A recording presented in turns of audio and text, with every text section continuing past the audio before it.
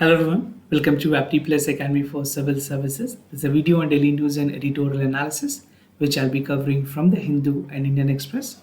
The most important news and editorial of the day that is relevant for both prelims and mains examination perspective will be discussed in this session. Let's get started with the news topic list.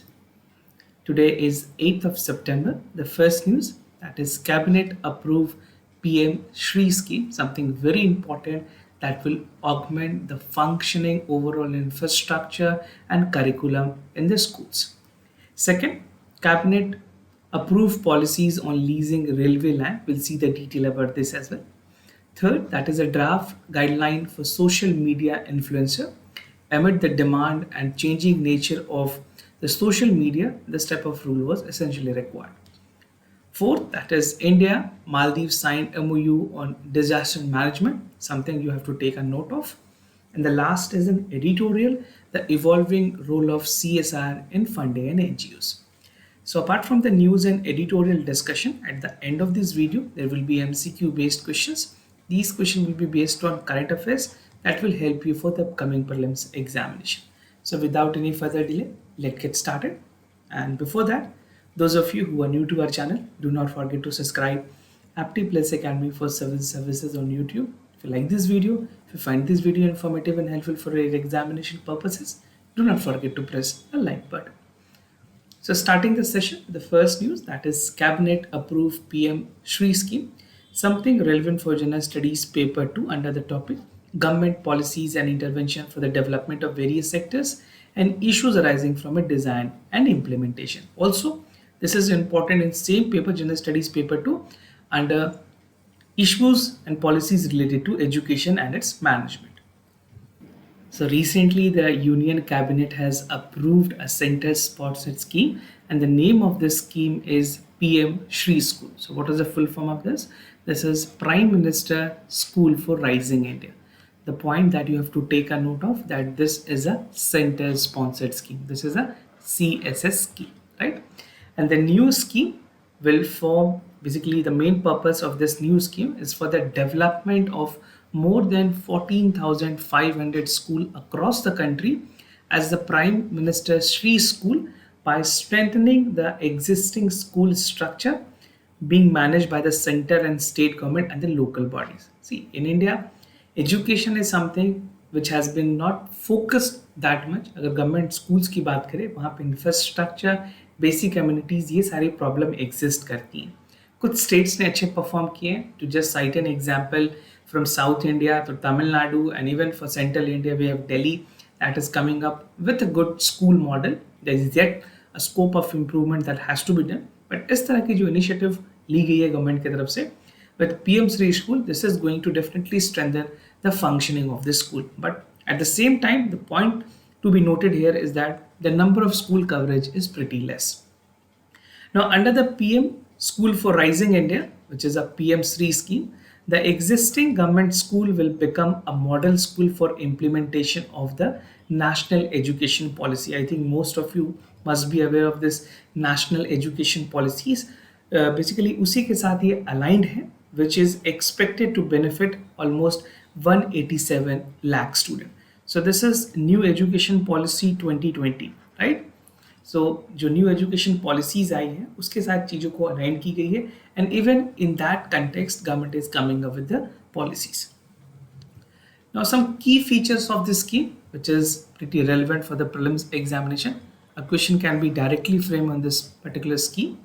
So the PM SHRI scheme will provide a high quality education in an equitable, inclusive and joyful environment at the school, and it will take care of the diverse background, multilingual needs, किस तरह की academic abilities चाहिए बच्चों को, so that they can make it basically participants of their own learning process as per the vision of the National Education Policy 2020.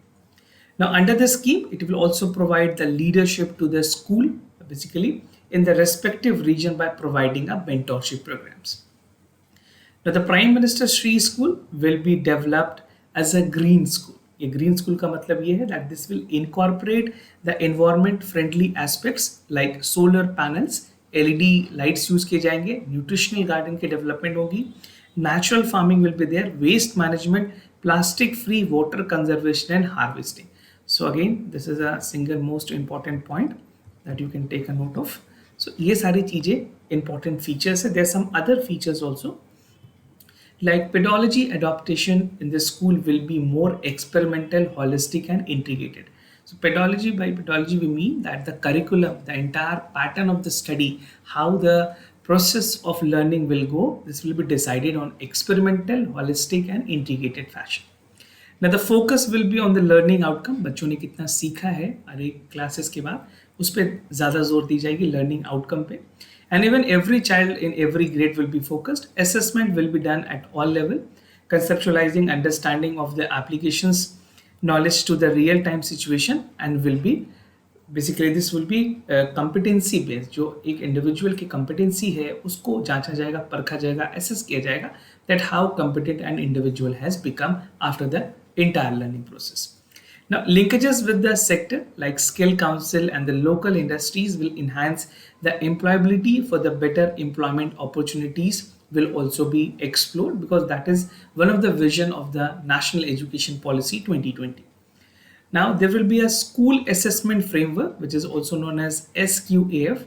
It will be implemented, developed, specifying the key performance indicators to measure the outcome.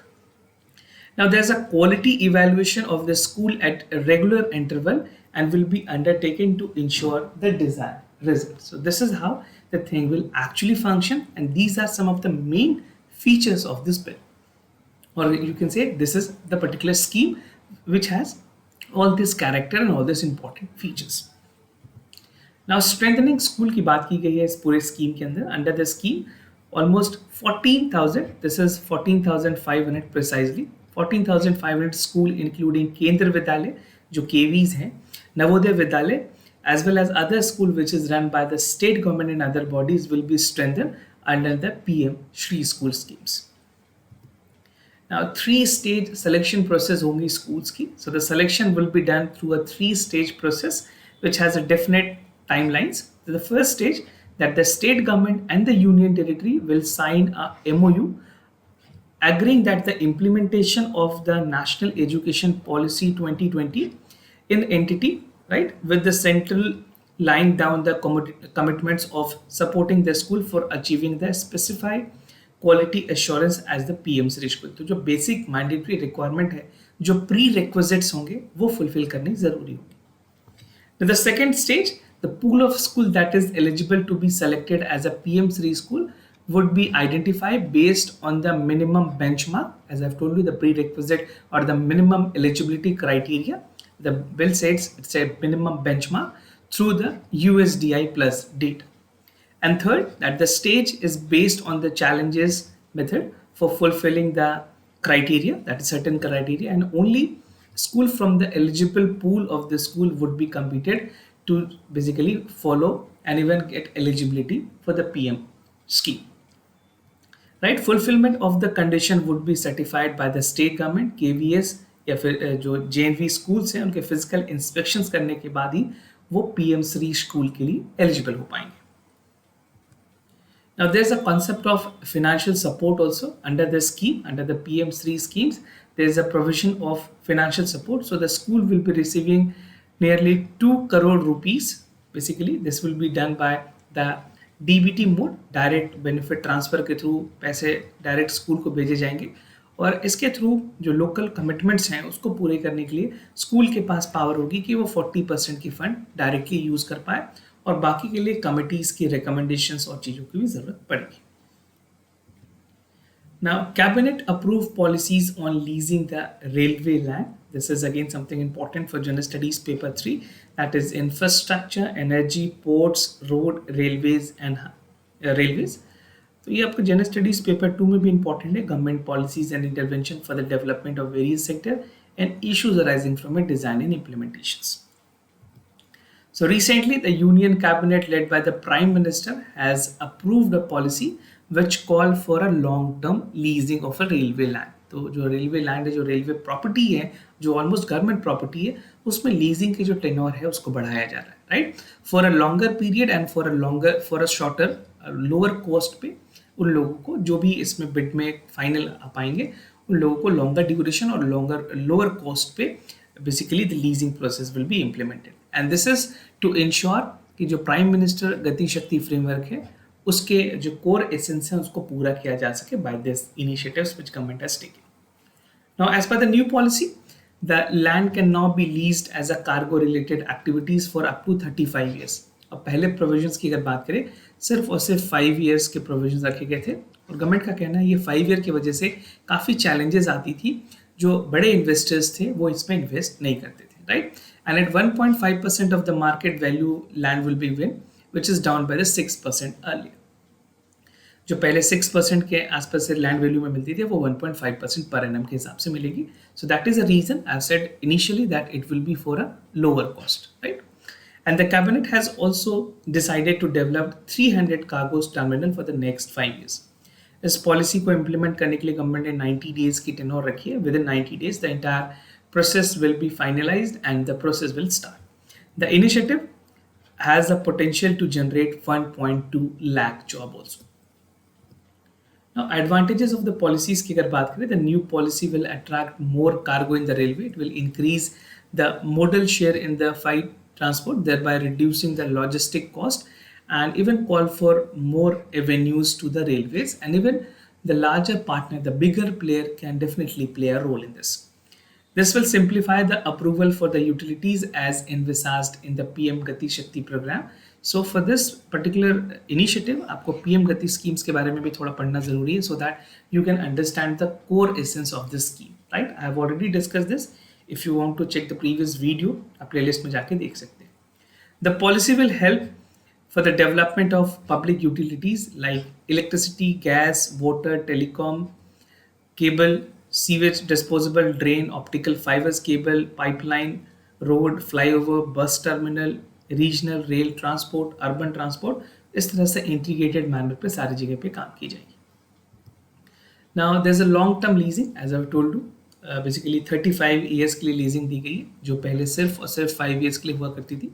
This will be allowed mainly to the public sector undertaking, thereby limiting the scope to the investment in the cargo. Earlier सिर्फ और सिर्फ public sector undertaking को ही दी जाती थी, अब इसके avenues को बढ़ाए गए हैं, and even it will be at the lower cost for a longer tenure, that is 35 years.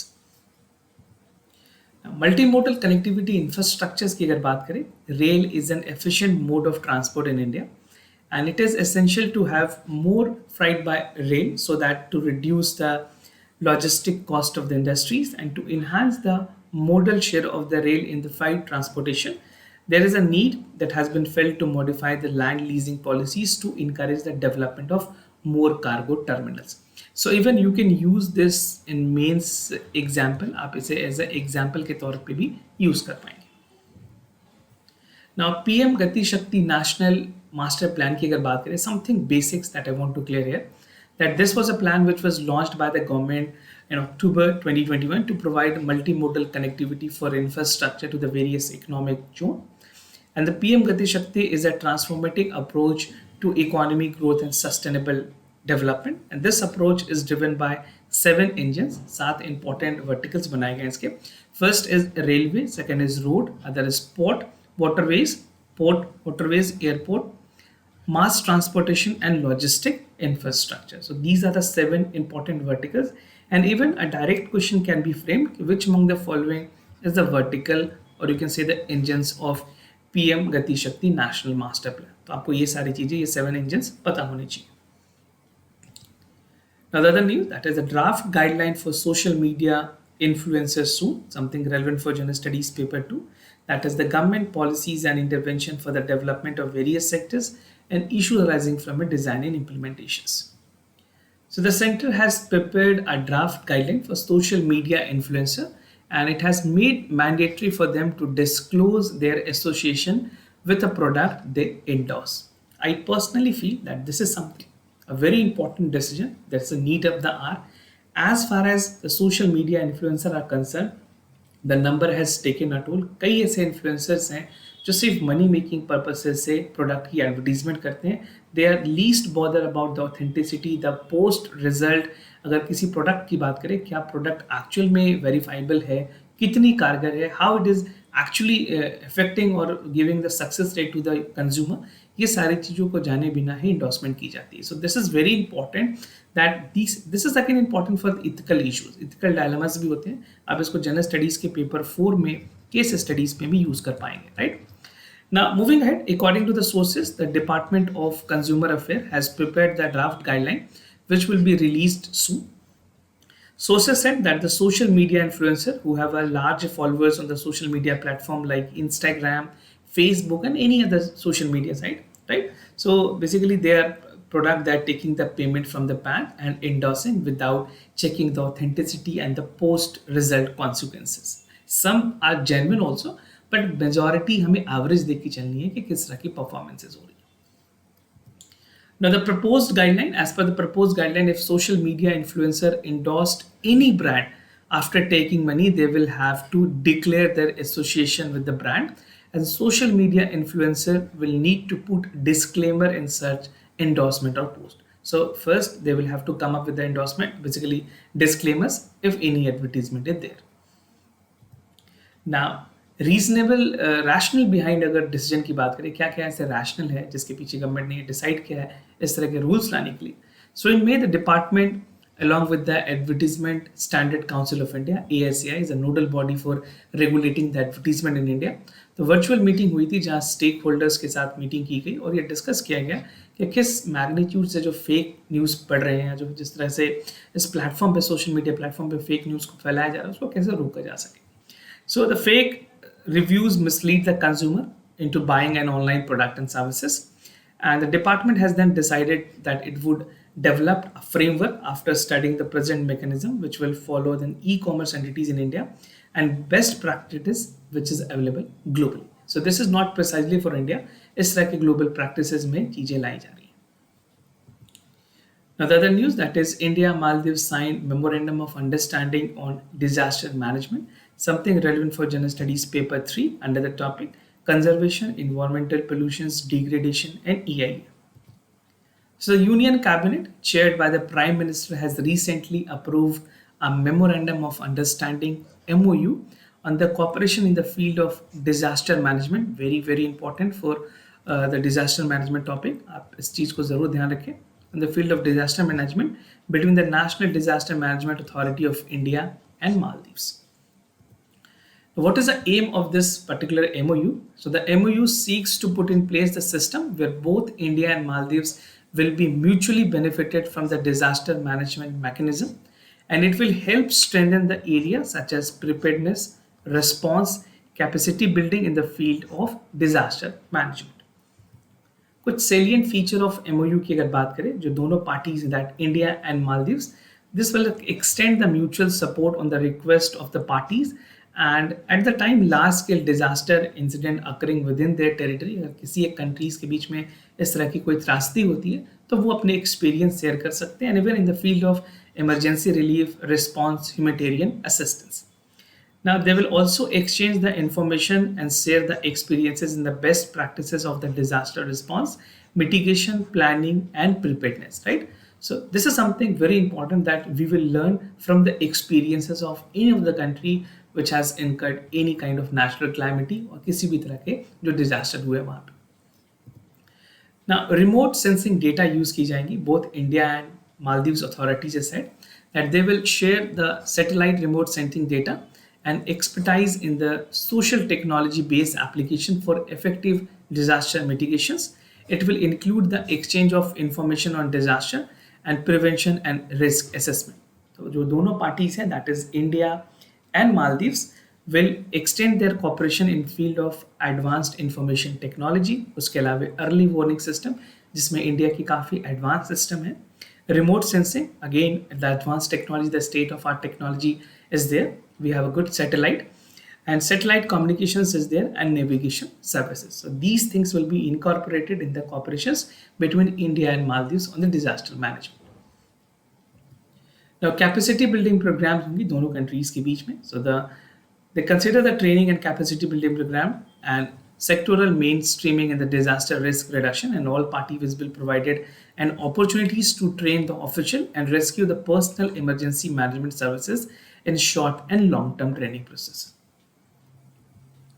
Exchange information on exhibitions, जो एग्जीबिशंस होंगे उसके भी इंफॉर्मेशन एक्सचेंज किए जाएंगे. India and Maldives will exchange the information on domestic and international exhibitions as well as exercise to be held by the both countries, and this include research knowledge exchange, faculty support program, documentation in the area of disaster reductions, and academic program in the disaster religions and climate change adaptations.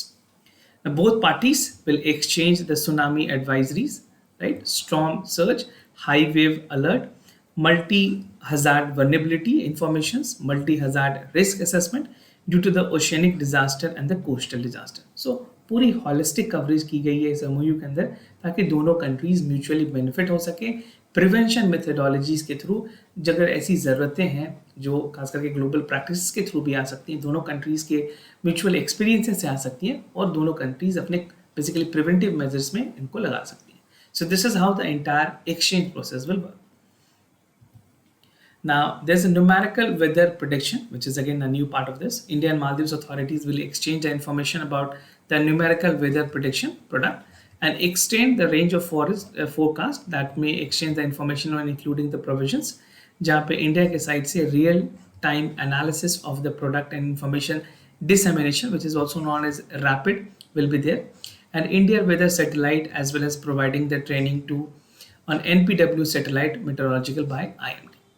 Further, this will initiate an annual disaster management exercise that will be held on the different geographical setting for both nations. तो अलग-अलग जिस area में जिस तरह की vulnerabilities हैं उनके basically management को कैसे और दुरुस्त करना है इस पे बातें होंगी, एक्सपीरियंसेस को शेयर किया जाएगा. Now moving to the editorial of the day, that is the evolving role of CSR in funding NGOs.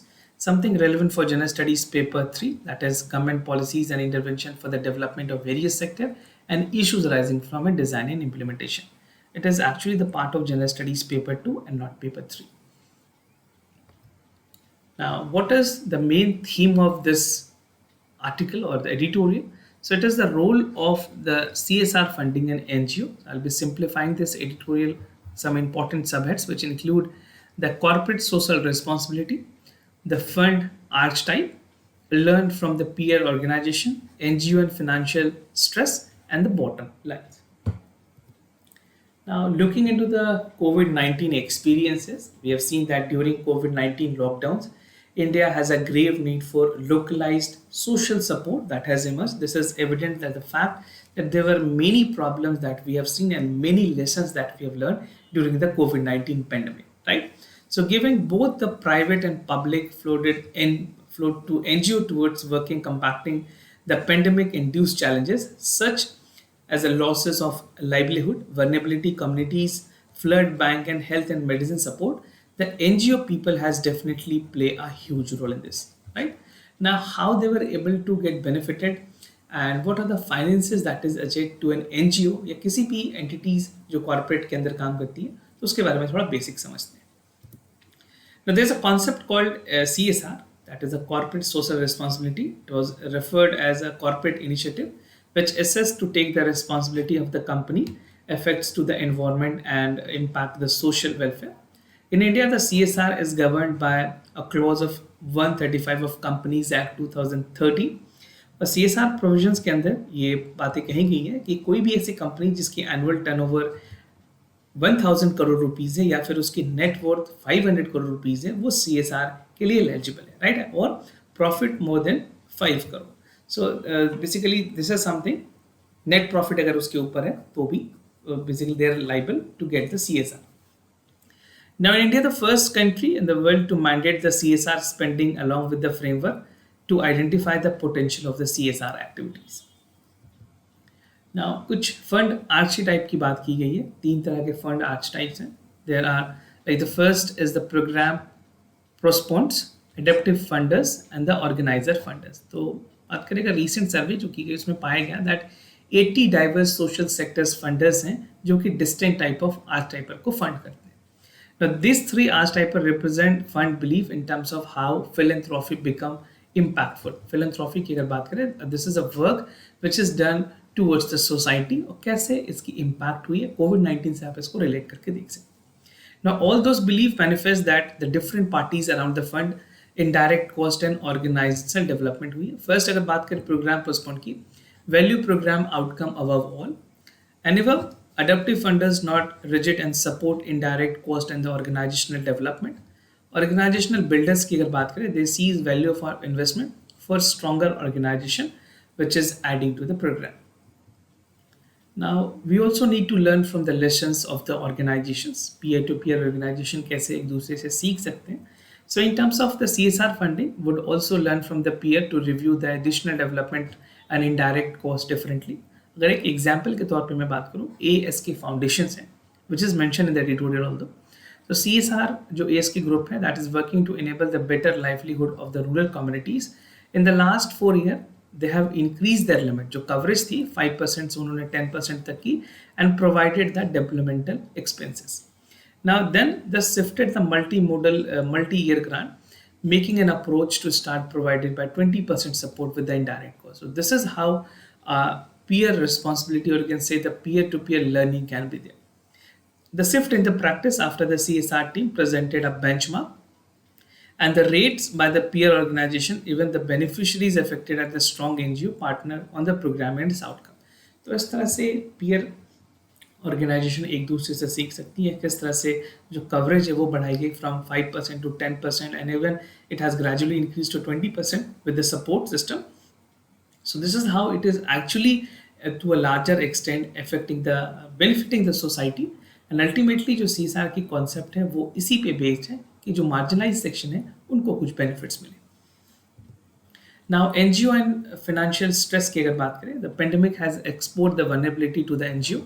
The data has revealed that 54% of the NGO have less than 3 months of the reserve in September 2020, and the numbers stood to be 38% during the pandemic. Right? Without adequate reserve, NGO cannot pay salaries or bill when faced with an unexpected funding shortfall. So NGO भी एक worst time से गुजर रही है. After COVID-19 pandemic, the recovery is not that fast. Even it will take down the line almost close to 2 years to 3 years when these functioning NGO will function properly.